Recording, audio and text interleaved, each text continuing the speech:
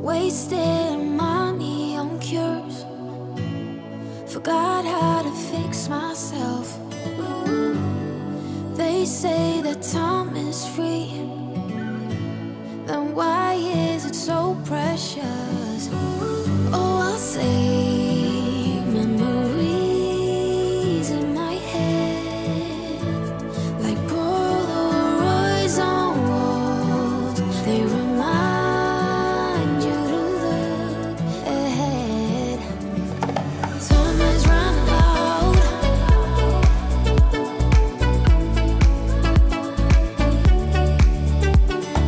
Time is running out.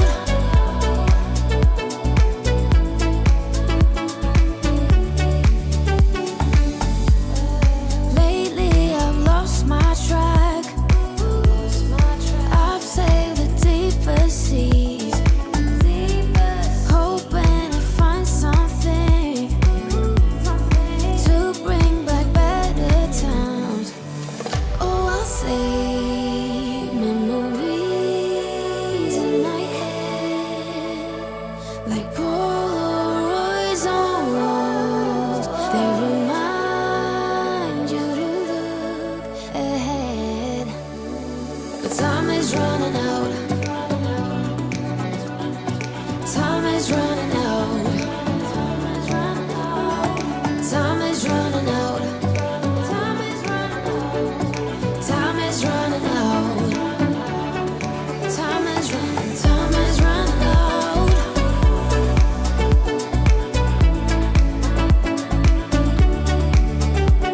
But time is running out.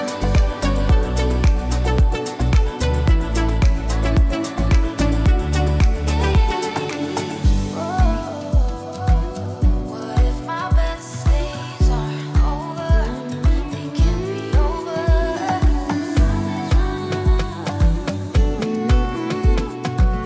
They can't be over now. Time is running out. What if my best days are over? They can't be over now. Time is running out.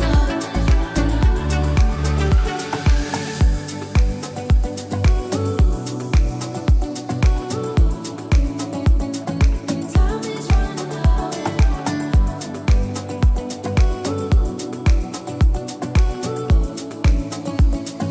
Time is running out.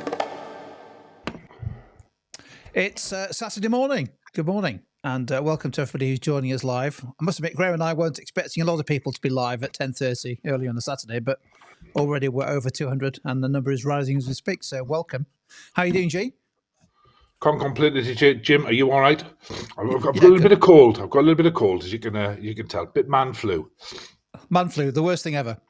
So, Oh, what we thought we'd horrendous. do with this session, now we've got a couple of sessions which are going to be relevant to AQA students this session. And then also tomorrow afternoon, we're going to do literally half an hour or so, just going through some key topic areas that it's worth doing just before, we sit at paper 3 on Monday. Things like investment appraisal, CPA, Definitely. capacity utilization, maybe a bit of gearing or pedding yet, something like that. So we'll pick 3 or 4 of those. So a bit of gentle revision, but this one's specifically on AQA. And what we thought we'd do in this session is to give some Unit 3 tips and tricks on exam technique. What's the examiner looking for? And in particular, have a think about how to address this case study that you're going to see on Monday afternoon. What's the best way to answer the questions, use the case study and that kind of stuff. And I've written a short one. I must suspect it must be taking me about 15 hours, G, maybe longer, for this session. It's not meant to be perfect, and we haven't got 6 questions, we've just got 4. But we'll have a look through 2 or 3 questions. Shall we make a start, G? What do you think? Yeah, let's do it. I know we haven't got a big reveal, but we're into sort of exam technique, aren't we? In the last 48 hours. So Definitely. what we'll do is we'll go through the exam case study, but in particular, picking up some tips on how to actually use the information, because at the end of the day, this is a case study paper. It's paper 3. We've got some practice questions. We won't write full answers out, but we'll have a think about how to answer them, maybe do a calculation or 2. And then we'll then maybe leave 5 minutes at the end for any questions that you might have about paper 3. So just a quick reminder that paper 3 of the 3 papers traditionally is the lowest scoring paper of the 3. And I guess there's a couple of the reasons for this, although Graham might have some other reasons as well. One is people are tired and it's been a long old exam season, and yet it's another 2-hour paper. Another, I think, is that the 12-mark questions tend to be over-answered. Students spend too long on them, and you can see that they do quite well on the 12-mark questions. 7 out of 12, 6.4 out of 12. That's pretty good. But then it all falls apart. Partly in the 16 mark, but it falls apart in question 5, which is often the decision-making question or recommendation question. And then big style, it falls apart on question 6, which is typically the open question. Any other thoughts on that, G? Yeah, well, a lot of students over-answer the question 1 and 2, which doesn't leave them a lot of time to finish the paper. Also, lack of use of the appendices, and the data in the paper. That's the key thing. So a lot of students ignore the data, write theoretical answers, and subsequently don't get high marks. Yeah, so generic answers. Yeah, generic answers, not using the appendices. This is a real data response paper. Yeah, you've got an insert, and sometimes when you read the answers, the students never refer to the appendices or the insert itself. So we have a golden rule, don't we, Graham? We do have a golden rule. If there's data in the paper, there should be data in your answer. And also, a really good technique is link the data in the appendices with information from the insert, and also read the questions first. Yeah, read the questions first, and that will allow you to see, what's important. So in terms of the structure, now there's no guarantees every paper will be the same structure, but if we look at the structure for the last 7 papers, it's been the same. So hopefully it is the same. Monday afternoon, you'll have 2 12-mark questions. They are just the same as a 9-mark question, but they are analysis questions, no evaluation required, both based on the case study. Every question is based on the case study. Then you'll have 2 16-markers, and they're sort of simple evaluation questions. And then question 5 typically is like a decision or recommendation question, 20 marks. And then we've got an open question. Now, don't forget the open questions in paper 2. Basically, it's a similar structure to that. You've just got more marks available for it. And so really it's a question of working out, not over answering those 12-mark questions. And I think just in terms of, we've just picked out from the examiners' reports really what the examiners are saying over the last 2 or 3 sittings about paper 3. You can maybe pick out your favourites from this year. I would just recommend to everybody that the answers are in front of you. It's in the insert, isn't it? The answers to all the questions, including all your application, are sat in that insert, in that case study. So don't just repeat it and regurgitate it. Use as much as you can of the context and the data, manipulate the data to answer each question. Generally, you'll find a paragraph that relates to each question with a line number down the side. So read the questions first, go through the insert, and if you see a section of text that relates to the question, go back to the question, write the line number down to the side of the paper. Then when you come onto that question, you can refer back to the line number. Lots of questions about 12 markers need evaluation. They don't. Nope. They never have done and never will. So just analyse only. Yeah, if you work on the basis of just over a mark a minute, you shouldn't be spending more than sort of 10 or 15 minutes on each of the 12 markers, really. If you can get closer to 10, that's better. We don't want you to suddenly get to the last 2 questions and you've only got half an hour left. That's not the idea at all. So don't forget, no evaluation on the 12 markers. That's really important. Yeah, so Brooklyn's saying, do I need an evaluation for 16 and 12? No, 12 only, 16, 20, 16 and 24. only, not 12. Yep. Yeah, 16 and above, not 12. Yep. Okay, so what we're going to do is we're going to have a look through our mini case study, and we'll literally just have a little walkthrough for it for 5 minutes. But one of the techniques that we suggest you do on Monday afternoon is to read the questions first. Now, we've only got 4 questions listed here. Obviously, there are 6 questions in the paper. But have a look through the questions first, because I think that's really important context. If you know what you're looking for in the insert, then it actually makes it easier to highlight stuff. As Graham says, maybe make a note of the line numbers that are relevant to the question. Maybe looking at the appendices. Well, if you're looking at the appendices in the knowledge of what's coming in terms of questions, that makes it easier to identify what calculations you could use. So let's just quickly look through these 4, and then we'll work our way through the case study for a few minutes, and then have a think about the questions. I think Ivan is saying, are you allowed to highlight the insert? Yeah, you can do what you want in it, I think. Highlight it, underline it, annotate it. But don't forget, it's what you write in the answer booklet that gets marked. Yeah, there's lots of questions in the chat about our 12 markers contain calculations. I've never seen one. Generally, the 16 markers aren't the and above. not for the 12 markers. And we'll do some Q&A as we go throughout this session, and we'll make sure we leave a few minutes at the end as well. So let's just look at these questions. Now, there's only 4. We've got a 12 marker there. Analyze how the data in Appendix D might help Emma maximize the sales revenue of Riverflow. So it's to answer that question, there'll be an expectation amongst the examining team that you will use the data in Appendix D, and the end point is going to be the sales revenue. So how and why that might help the business maximize sales revenue. So not profit, but sales revenue. Now, when we look at Appendix D, as we will in a second, there's some elasticities in there. There were 2. There's a PED and a YED. So the expectation there, although that is a singular question, the expectation would be that you would address both parts of the table in order to achieve that question. What about question 2G? What kind of things we might be looking for there?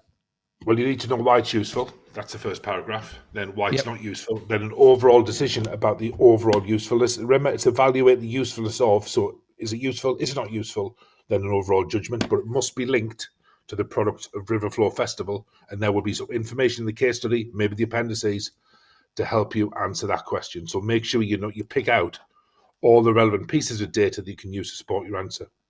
Yeah, if I saw a question before I looked at the insert and it said Boston Matrix, I kind of know that the examiner is going to provide me with some information that will enable us to apply the matrix.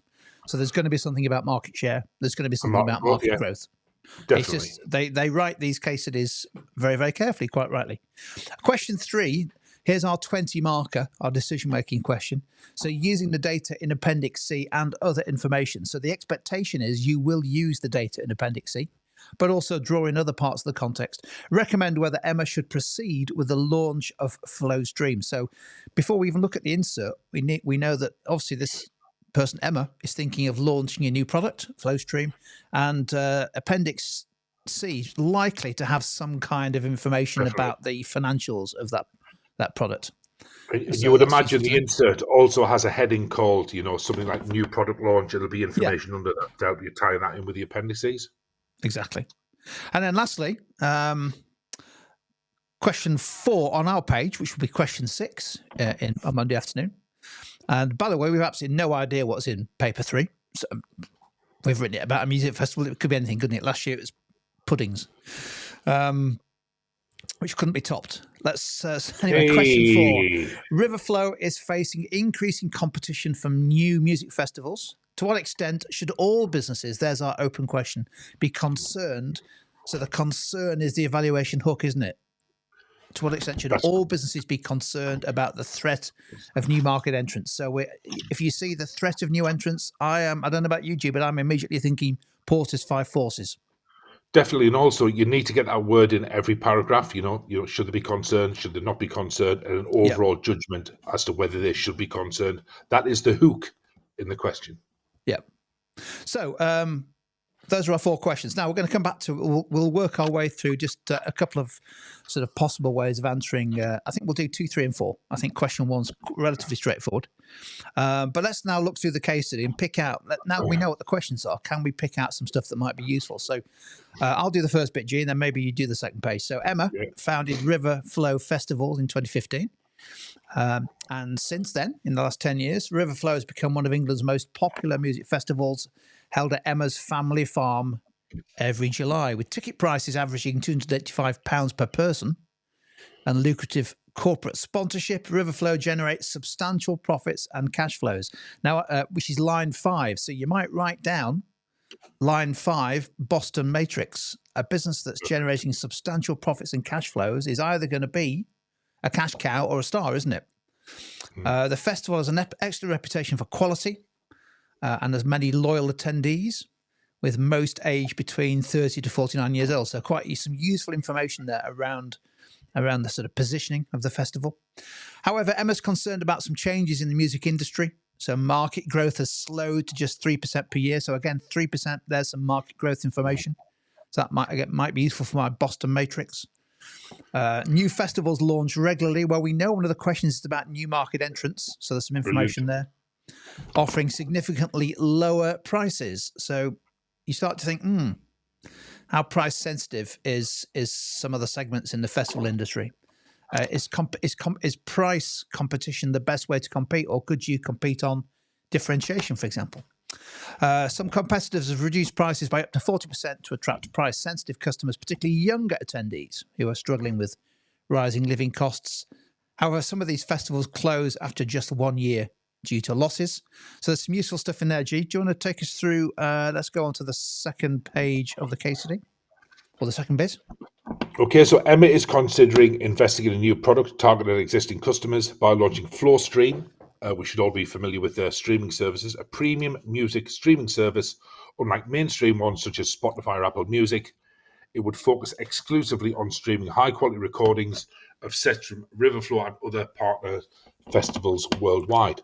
So it's really important when you're reading the case study to try and pick out where the line numbers relate to the questions. Then you can note it down and go back to it when you start writing your answer. Yeah, it's a good idea. The UK music streaming market is growing at 18% per year, so some useful information there, driven by increasing consumer preference for digital music consumption. Emma believes FlowStream could capture a share of this market by offering unique content that cannot be found elsewhere. There are approximately 14 million active festival attendees in the UK, attendees even, with 10% recently expressing interest in a festival-focused streaming service. Some great information there. The streaming market is dominated by established players with significant resources and extensive music libraries, as shown in Appendix B. So it's pointing you to use the appendices within your answer. So now we've got some information on the strategic decision. It would require significant investment. So there was a question, wasn't there? There's some appendices, maybe about investment appraisal in technological development, content licensing, and marketing. Emma has always prided herself on making data-driven decisions. Emma is proposing making an investment of $5 million in FlowStream, which would be financed out of retained profits. That's a really important point, that, because that wouldn't impact, well, they're not borrowing the money, are they? So you can make your own judgment about that. Her target ARR is 20%, with a target payback of 3 years. So now, again, that lots last of line information. is there for a reason, That's isn't really it? important. Yep. No, there's no fluff in this. Yeah. So that last line. So always look in the text for obvious little sort of Easter eggs, gold nuggets that the examiners put in for a reason. So if there's a target for investment appraisal, now that you're going to have to do some investment appraisal, but you'll be able to compare your results with the target to see whether or not the target is being met or not. And I think Sam, just in the live chat, whilst you were going through that, G, Sam was making the point that you could bring Ansoff into this, because he was saying that the new venture is a new product targeted at existing customers, and he made the point that that's new product development. So you could use Ansoff, couldn't you? It is interesting because, Ansoff would argue the degree of risk of that, but remember, there are lots of established players, which may make it even more risky. So it's always important to put Ansoff in context. And then, so there's our bit of text. And then typically in paper 3, you'll get 3, maybe 4 short appendices. If anything, over the last year or two, the text bit has got smaller, shorter. It gives students more time to answer, which is good. So we've got an Appendix A. Now that we've only got 4 questions here. So, for example, one of the 12 markers could have been something like analyze the importance or the usefulness of capacity utilization in helping River Festival compete in its competitiveness. That's not a very well-written question, but I'm doing it on the flow. But one of the questions could have been about capacity utilization, couldn't it? Or unit costs. So we've got some data. And it's showing the capacity of the festival, how many attendees, and actually how many attendees. So looking at that, if I saw a table like that, I'd be thinking, I want to use capacity utilization. Definitely, it's a standout calculation. And just eyeballing the table, you can see that probably capacity utilization is falling over the last 2 or 3 years post-pandemic, and that may be as a consequence of rival music festivals and/or pricing. Perhaps it's the price is too high. And then we've got some data for Appendix B. Now, this was referenced, wasn't it, in one of the questions in terms of the Boston matrix. So we've got the market share of Riverflow, market growth rate, how big the size is. Those market sizes are real, by the way. And the flow stream, very low market share, large market growth rate, and some information about the market. Anything else on there, G, before I just show the financial stuff? I think it's really important where you can to make calculations to support your answer. Draw information from the table, but if there's an opportunity to make a calculation, please do so and use it in your answer. Some great comments coming in the live chat as well, so take a look at that. Good. So Jess making the point around capacity utilization falling, therefore there's a potential loss of sales. potentially less contribution from the attendees. And of course, typically with festivals, the costs are likely to be fixed. So that could be very bad news for profit. Good stuff. And also XK is making the point about sort of competitor response to a new entrant into the music live streaming sector. They won't just sit around and wait and allow their market share to disappear. So lots of really good stuff in the live chat. And then just very briefly, what else have we got? We've got an appendix of financial information. So as Graham said, it'll always be headed up nice and useful. In this case, it's the financial projections for FlowStream. We've got some information about subscribers, variable cost per subscriber and selling price per subscriber. So I'm looking at that thinking maybe break even, or certainly contribution per subscriber. Even profit maybe. And calculate profit. Some net cash flows. Well, as soon as we see net cash flows, because there's no discount factors there, we know it's not going to be net present value, but you could definitely work out ARR and payback. Yeah. And then Appendix D, PED and YED. Fantastic. Yeah, it's really important to not get those confused, isn't it? The PED and YED figures, it's really easy to mix those up. Just whilst we're looking at that data, we're going to come back to that data. Amelia's put a cracking question in, G, so let's put it on the screen. A number of people have asked this, but Amelia has asked it most recently. How do you suggest embedding a calculation in the answer? Do you need to use it fully or just as a support? What's your thoughts, G? Well, you need to make the calculation at the start of your paper, do your working out, and then you must use it to support your analysis and evaluation. So you do really need to use it fully. That's why be selective in the calculations you make. There'll be lots of calculations you could make. Selectivity is really crucial. Make one or two and make sure you use them fully in your answer to justify your decision.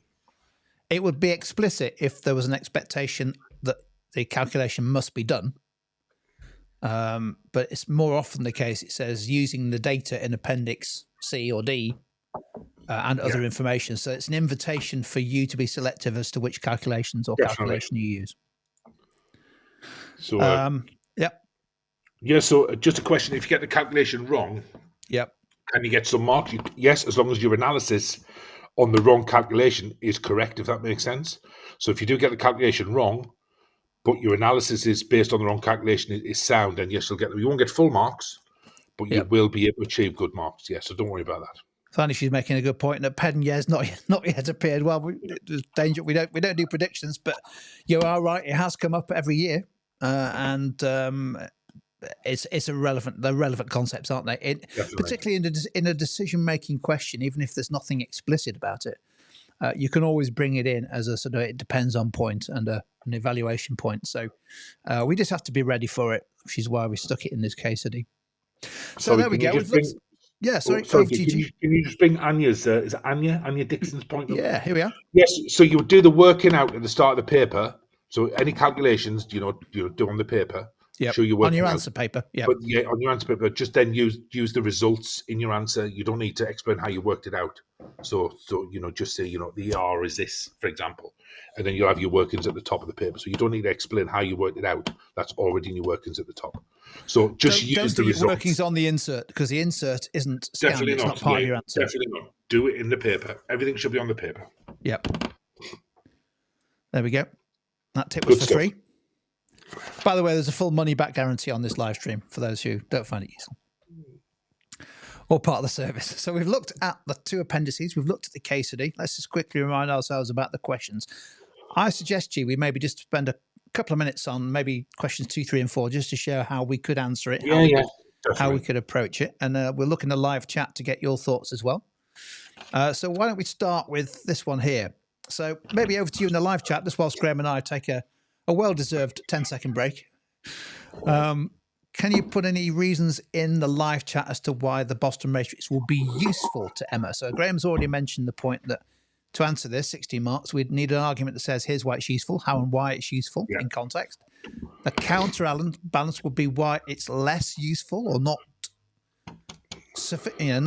the only way. What else? In what way is it limited as a means of helping you decide which products to offer? And then overall, the conclusion. Whilst we're doing that, Olivia's put a question in the live chat. Let's just deal with that because it's relevant to the thing we were discussing before. If you put the workings in your answer booklet, can you still be credited and marked on it? Just there was a question about, shall I put the workings in the margins? Write everything on the actual paper, nothing in the margins. Yep. Just show all your working out as if it's part of the answer and then use the results in your overall body of your response. Yeah. So we've got a few answers coming through here. So thank you for these. I'll just pick out 2 or 3. So CS is saying it's that the data will show that Riverflow is a cash cow. And we can maybe explain why. It's a high market share, relative market share, and but in a low growth market. And that's by also linking that with the brand image, which is good. It can be used as a means of nurturing or reinvesting into, well, hopefully stars, but maybe in the first instance there will be either a question mark or a problem child, wouldn't they? Until Riverflow was established.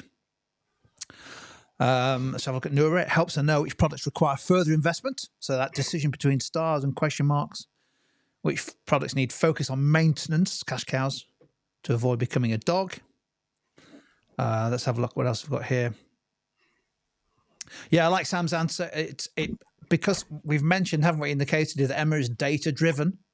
Definitely. Therefore, it enables her. It provides a tool, doesn't it, for her to be able to map using data. She'd have to have the data on market share and market growth to effectively analyze her position, because you'd have to have relative market share compared with the existing competitors in the market. Anything else you spotted there in the live chat? Loads of answers coming in. Superb stuff. There's a lot about how to answer the paper and structure. So I've made a note of them. We'll cover those at the end, I think. That's probably, so I've made a note of all the questions. Apologies, just got a slight ahead of myself there. So should we just go through this, G? I'll go through this and maybe then you can take me through question 3. So let me get rid of Sam's question on the screen there. Too many buttons. So the structure for a 16 marker, again, don't over answer these. This isn't a 3-page answer. It's a 16 marker. It's 15 minutes. We just need one well-developed argument as to why the Boston Matrix is useful for Emma to make decisions about products. So, for example, you could say, well, the Boston Matrix is a sort of decision-making positioning tool that helps identify, using data, categories of products. So, for example, clearly, Riverflow Festival is a cash cow. We're told it's highly profitable. We're told it generates profits, but we also know from the data it's got a relatively high market share. We were told it's one of the leading festivals, therefore it must be a relatively high market share, but in a low growth market. That's a classic cash cow. And what it also would tell her is that Flowstream is projected to have a tiny market share, but in a fast growing market. That's a classic question mark or problem child, whichever version of the model you've learned. So therefore that's going to need investment, isn't it? Therefore, this whole process of putting the matrix together is going to help her use data to inform her decisions, which we're told is important to her. That's all you need to write. Exactly. You then need a counter argument that says, well, why might it not be useful? And one classic, I think, criticism of the Boston Matrix, which is why it isn't actually used very often in business, in my experience, is that it's oversimplistic. It only considers 2 dimensions, doesn't it? It considers the market growth rate and it considers market share. Well, that can't be the only way of deciding which products to offer. You need to think about things like profit margins, break even, cash flow, that kind of stuff. So that's a I think a counter argument. And you might also say, well, it's a snapshot of the decision at a moment in time, isn't it? And the problem with the Boston Matrix is the data can quickly become outdated. And in particular with music streaming, it seems to me that's quite a dynamic market. There are lots of things happening. Technology is changing, new entrants, new methods of streaming and accessing data content. Therefore, the data might be outdated. So that's all you need. Just one sensible 4, 5, 6, 7 line paragraph as to why it's not useful. And then your conclusion's going to be, well, it is useful in some respects. However, probably on its own, not enough. So, and don't forget in your conclusion, just try to bring in a little bit more application just to help support the judgment. So what do you think on that, G? Yeah, really good. So yes, lots of questions coming in about, adding value to the to concluding it, maybe bringing a new point, or a new piece of application. There's lots of questions just generically about exam techniques. I've made a note of them all. We will cover those at the end, rather than trying to stray away from the question. So we're going to do we're going to have a question 3, wasn't it? Question 3 on our table, probably question 5, the 20 marker. Should we just set the live stream as a minute's worth of calculations, G? Which one? Definitely. What do you want? How do you want to play it? Yes. Well, there's only 2 methods of investment per seat you can work out from that, but maybe you could work out, use the sales revenue and costs, see what you could work out from that. Using net cash flows, you can work payback out and ARR. Be mindful of Appendix D, but that sales revenue and costs. You only need a few calculations really to support your answer. The danger is trying to do too many and then not developing them fully. So have a look at that sales revenue and costs and think, what calculation could I do that I could use to support my argument? So have a go. So in fact, as I speak, this is a common thread, isn't it, with AQA students in the live streams that before we've even started, the answers started flowing. I'm going to start working them out.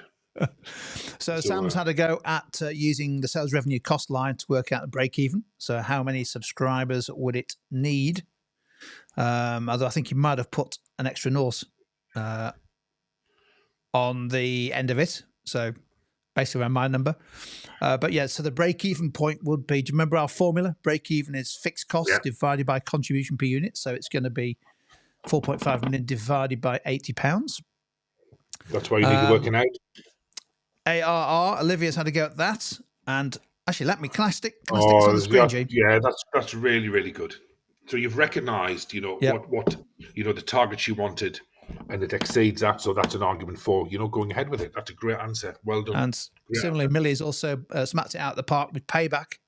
So now, often with these things, the payback isn't going to be a really clean number. So it is going to be, a fraction of a year. That's often seems to be the case in paper 3. Don't worry, just do your working. 2 years, 1.7 months. I think he's right. A8DN has gone all in with investment appraisal, 40% AR, 20% or twice the objective. Payback is quicker. Therefore, the investment appraisal data appears to be very positive to the decision. Very good. However, for balance, don't forget, we need to think, well, who put these numbers together? And also, could it be that, for example, the net cash flow in year 3 is a little bit optimistic? Is it really going to jump from 3 million to 7? Well, it might do. But that obviously has a big impact, doesn't it, on both payback and ARR. Radiox has gone another step. Gee, you're going to love this. The margin of safety is indeed. Wow, that's a brilliant answer. Well done. 18,000, which means that it's going to make profit. The profit of the business is the margin of safety times by the contribution per unit. But the most important thing is that in year 1, it's trading above the break-even level. If these forecasts can be believed, and that's the evaluation, isn't it? Yeah, that is amazing. Together? Who put it together? That's what we need to look at, isn't it? Who put it together? So with that in mind, do you want to? Whoops, I don't know what I'm doing with my clicker today. Do you want to go through this, G, just in terms of how we could approach this question? Yes, there's lots of calculations you could have used. So, you could have worked out, you can work a profit using, the total contribution method, which is a total contribution minus fixed costs. Remember, contribution is selling price per unit minus variable cost per unit multiplied by the number of units sold. Knock the fixed costs off. There's your profit. So you can see on screen, you could have worked that out. Total net cash flows, average rate return is a great calculation, especially as that was mentioned, in the case study along with payback. So that would probably, Jim, the standout calculation, because that would allow you to compare and contrast. Exactly. Maybe could have used profit in your evaluation to add more value. So there's a lot of students in how do I add value to my evaluation? Well, that maybe do a calculation that you've not used in the body of response to offer further support. So I think remember, the classic example of that, G, would be the margin of safety, wouldn't it? So somebody worked out that they can afford to lose around about 18,000 subscribers before they start making a loss. And that would be another line to add into your decision. If you decided, yes, it's a good idea, that would be an example of extra application to add value to your conclusion. Yeah, remember, there's no standalone calculation questions in paper 3. So the only way the quant skills can be assessed is through, the 16, 20 markers, for example. So you must make sure you do the calculations and use the results in your answer. So we've got the calculations there, ARR, payback, profit. But, also you could have used other information such as existing festivals, a cash cow, generating cash to invest in stars. Demand is starting to fall. That's a really good answer. Riverflow Festival, could the 5 million be better used investing in that? Opportunity cost. Streamflow faces much bigger competitors and target marketing greater risk. Remember, this market is dominated by some really, really big businesses, and also, the threat of new entrants. Could that affect future cash flows? So you're always trying to sort of critique the data you're using, and that's where your evaluation comes in. So a couple of questions are coming in. Lily's asking, where did the £5 million come from? That's the investment, isn't it? That's the investment. That's the cost of the investment. The cost of the investment.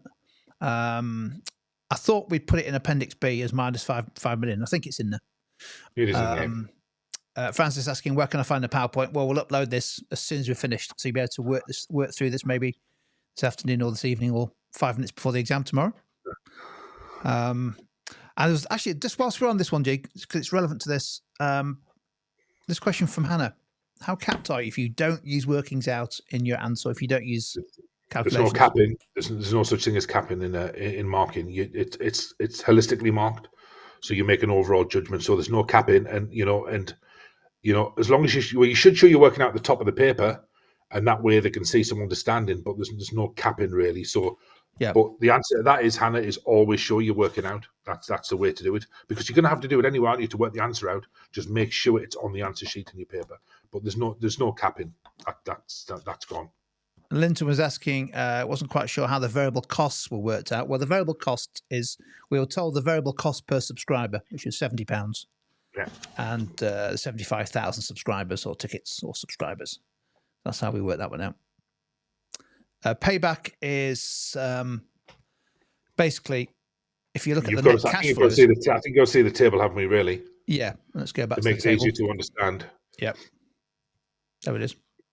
So we can see in year 1, 1 million's returned. In year 2, 3 million's returned. So that's 4 million returned after year 2. Yep. Year 3, the net cash flows are 7 million. So payback must be between years 2 and 3. After year 2, 4 million's been returned. The cost of the investment was 5 million. That leaves 1 million to be returned. 1 million divided by 7 million times 12 is the amount. So we're doing the session, aren't we? Short session tomorrow on. We are. Well, not a short session, but part of it is a short session on investment appraisal. Yep. Well, it could be about 5 hours, couldn't it? But yeah. I just want to nip this in the bud because there's about 30 questions asking the same, 30 of the same question. So let's do it now. All the calculations, all the calculations should be done. So say question 4 asked you to maybe, use the investment appraisal data. The first thing you should do at the top of your answer is work out whatever investment appraisal method you can, ARR, payback, net present value. Do your workings at the top of the paper, then underneath, start your answer and use the results of your answer calculations in the body of your response. That's how you should do it. Just picking up Sophie's point as well. Great advice, G. This makes the point really about a limitation of payback. So could you talk about how money depreciates over time, therefore maybe overly optimistic? What you're saying, Sophie, is what about that 7 million in year 3? Payback treats that equally, doesn't it, as money coming in year 1? So that's the reason why you use net present value or discounted cash flows. If you thought that your forecasts in particular are likely to be a little bit optimistic, that would turn 7 million into, say, 5.5 million from in terms of net cash for net present value, which would make it less significant to the decision. That is a limitation of payback, but it's just one method of investment appraisal. Yeah, so why do you divide by 7 million? Because those are the net cash flows in year 3. Yeah. So 1 million. We need 1 million in year 3, don't we? And we've got 7 coming in. Therefore, that 1 over 7 tells us what proportion of a year we have to wait for. Yeah. Or you could have divided 7 million by 12 and then divided that in. Same answer. Could have done that. Yeah. A couple of other questions just coming in on this. Let's just put a couple. Cheesy asked a question that a number of other people have asked. G, should we put calculations in the evaluation? I suppose your actual calculations, the results of your calculations, not your actual working out. There's a lot of questions about, do we show our working out in the answer? No, you do your working out at the top of the paper, then use the results in your answer. If we just put the answer to our calculations, our answer, well, if the answer is right, if your calculations are right, then of course, always show you're working out at the top of your answer, then use the results of your calculations in the body of your response. Ella's asking, why can't I upload a paper 3 insert into my examiner? Well, it does work. I've done it many times. So it should work. It won't work if you put the whole exam paper in, because it doesn't like it. It just likes the text and the tables. But the way to do that, Ella, if you're doing some examiner AI work on paper 3, is just to take a picture on your phone of the case study and the chart, the appendices. Just upload those, and that will do the trick. But it should be working fine. Yeah, Sam's saying it can't be more than 7 pages. Okay, excellent. Well, we've done question 3. Shall we finish off with the open question? I think we've got 5 minutes or so. So, G, do you want to take us through the 24 marker, which a lot of students don't get to, but we really do need to have a go at it, don't we? Yeah, so it's the same technique as paper 2. Remember, it's an open question. It refers to all businesses. So therefore, your first paragraph should relate to the business in the extract or insert, river flow. Then you need to go beyond that in your second paragraph and use a different business, then an overall evaluation. You need to do that in order to reach the higher levels of the mark scheme. So the question is, Riverflow Festival is facing increasing competition from new music festivals. It's a important question. To what extent should all businesses be concerned about the threat of new market entrants? So it's not about Riverflow, it's about all businesses. But the advice is use Riverflow in your first paragraph, then go beyond it in your second, then write an overall evaluation. So we know why Riverflow should be concerned. We know we've got new music festivals launching. Attendance at Riverflow is declining. Very low barriers to entry. Basically, we just need a field, Jim, don't we? We need a field and a stage. That's all we need. Yeah. Why are we thinking of launching one? The Chipsy Festival. And then, do you think anyone would come if we did? Well, if we're the headline act, and I think they will all come. So other businesses that should be concerned, hotels. So if you think about it, hotels have been really, really damaged by new entrants, such as seasoning, Airbnb. Yeah. Also software services, not just software services. Designers, lots of people have been really, really graphic designers. Great point. Yeah. By AI. So this is how the threat of new entrants. So if you're a graphic designer, you could be concerned, couldn't you, by the development of AI? So that's why some businesses should be concerned. Then overall judgment. Now, the answer to this is always the same, Jim. It depends. In some circumstances, they should be concerned. In some circumstances, no. Yes, I've just put a couple of ideas for the other side, the counter argument, because obviously we want to use Riverflow, and you could also add in one or two, if you wish, other businesses that should be concerned.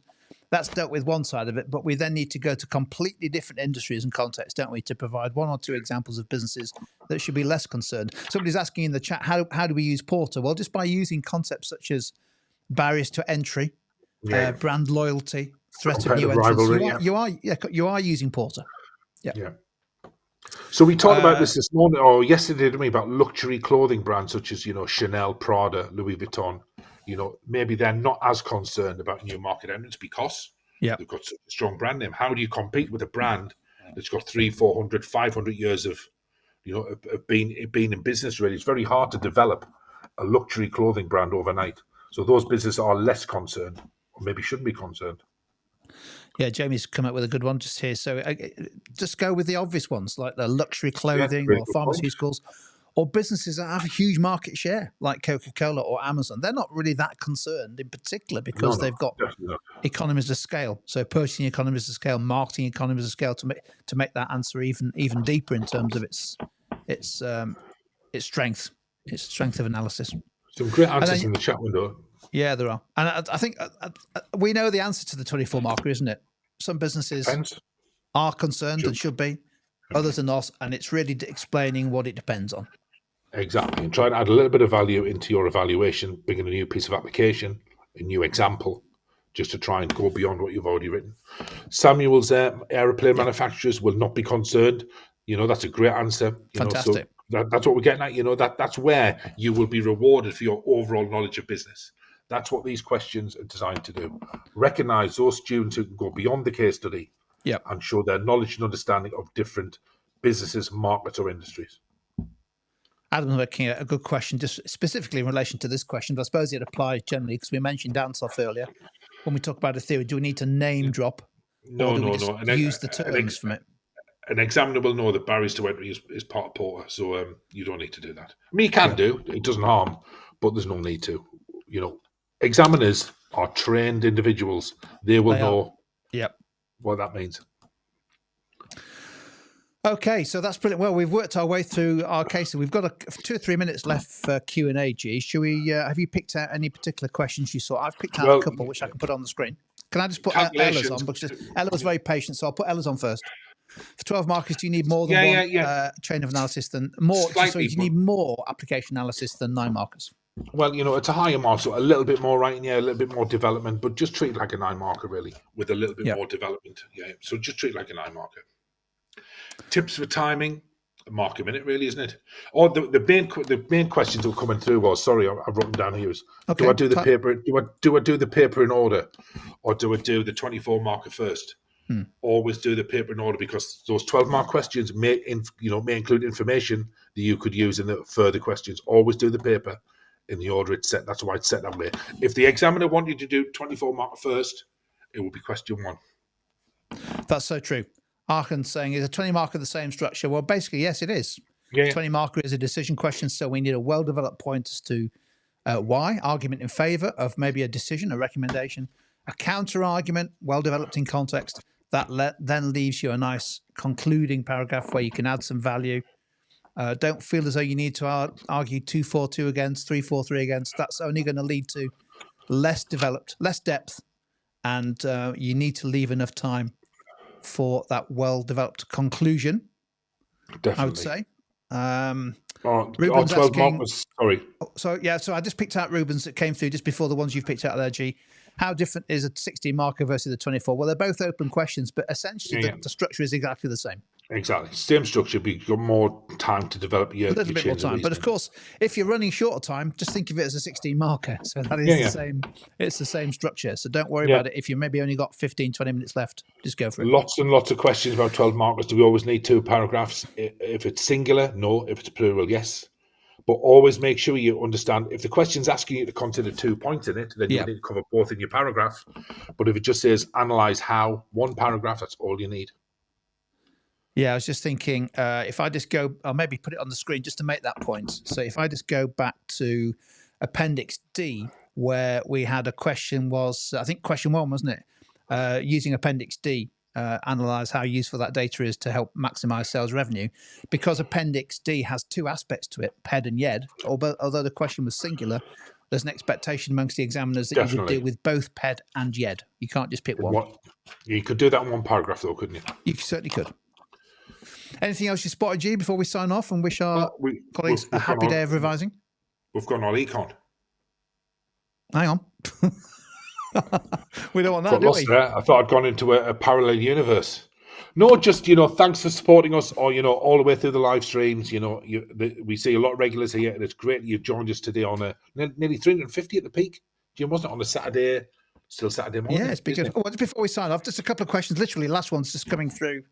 The answer is yes, isn't it? All the questions are split, aren't they? They're scanned and split up. So it would be very unusual for you to have the same examiner for more than 1 question on the paper. So therefore, they haven't seen what else you've written, which is another reason why you should do the questions in order. Definitely. Because an examiner looking at your 24 marker has no idea what you wrote for the 20 marker. Always do the questions in order. Yeah, always. So still coming through about the calculations. Is it likely for the 24 marker? It's not likely to have calculations because that's the open question. Yeah. But we can't predict the future, can we, Jim? We can't predict the future. It's unlikely. I've never seen it, to be fair. Calculations on 24 marker. How long to read the extract? That's an interesting question, really. Yeah, 10 minutes, really. Read the questions first. Go back to the extract. Then read the extract and try and link it to the questions. Refer all the time. For the 24 mark, how unique does your conclusion need to? Oh, it's gone. It needs to build on what you've already said. So it needs to build on your analysis, but then maybe go beyond that and add a little bit of value.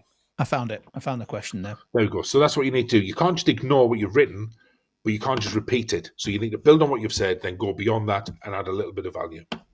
And I think in general for questions 3, 4, 5, 6, I'd always be looking to have something in my insert, something in my application that I can bring in that is added application into my conclusion. That's what I'd be looking to do. Right. Should we do one final question, because this has come up time and time again? Okay. What is the structure for all the questions? So 16 marker, balanced and a conclusion. 2 paragraphs, balanced and conclusion. 20 marker, balanced and a conclusion. Same for the 24 marker, 2 paragraphs which offer balance and an overall judgment. With the 24 marker, remember, you've got to recognize it's an open question. Therefore, use the business in the insert for your first paragraph. Go beyond it, use a different business, industry, or market for your second, then an overall judgment, and then you will be absolutely fine. Yeah, Harrison's question. Absolutely conclusion. Fine. Your conclusion should be supported by your previous arguments. You can't just ignore what. Shouldn't come as a surprise to the examiner. No. However, the conclusion should add value. So you might develop a point further, or you might bring in some extra application, or you might develop an it depends on point. Yeah, don't just ignore what you've written. Just build on it and then go beyond it. That's the best way to do it. So yeah, you can bring in new content, Gilberto. Yeah, you can. Let's put Gilberto's question on the screen now. We've got a minute left, haven't we? So there it is. Yeah, and so yes, you can bring in new content, yeah, to add value. That's really good. But always build on what you've said. That's the foundation of your response. Yeah. And add a little bit more. Either develop something you've said further, add a new piece of context. Just something. Make sure your evaluation is balanced, especially to the what extent questions. To what extent questions aren't yes or no. Oh, I'm going to miss them too, Cheesy. That's a cheesy response. Look, we have got another session tomorrow afternoon at 2:00. If you want some extra revision on things like investment appraisal, critical path analysis, I think we're doing capacity utilization, aren't we? And PED and YED, I think, from memory. Yeah. But of course, that's for any exam board. So if you're joining us for that, that'd be great to see you tomorrow. If not, we wish you all the best on Monday afternoon. Definitely. It's been our pleasure to get involved in helping you with your preparations for AQA. And whatever's happened in paper 1 and 2 doesn't really matter. Paper 3, lots more marks. Every mark counts. Wishing you all the best. Any more final words before we sign off, G? No, just good luck. You've done all the hard work. You'll be fine. Just remember, use how and why to analyze. Make sure you write a judgment that goes beyond what you've already said. In the open question especially, make sure you go beyond the business in the insert and use something else to achieve those higher levels. And good luck. And to all those, including Sarah, who are using Choose2 pens on Monday afternoon, they are the best pens you can get. Yeah. I mean, they're amazing. Yeah. I know we say allegedly write better answers. There's no truth in that whatsoever. But all the best to everybody who's taken on the challenge of paper 3. Right, we may see you tomorrow afternoon. If not, all the best. And thanks for joining us. G, thanks as always. I'll see you later, mate. Cheers. Cheers, everyone. Thanks. Cheers.